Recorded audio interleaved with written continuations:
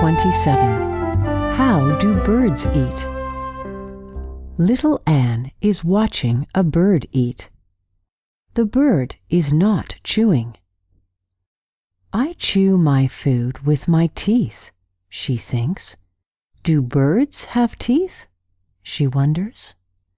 No, Anne, birds do not have teeth. Look at the pointed thing on a bird's head. It's called a beak. Birds use their beaks to pick up food. Then they swallow it without chewing. But the food doesn't go directly to the stomach. Birds store food in a special place in their necks called a crop. Birds are the only animals that have crops. After a while, the food slowly moves down to the bird's stomach.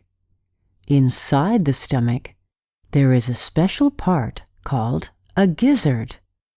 The gizzard is filled with sand and small stones that break down food into very small pieces.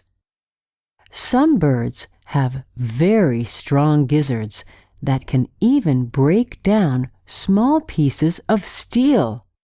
Wow! That is really strong. All animals eat, but not all animals need teeth to eat well. That's just the way it is in nature.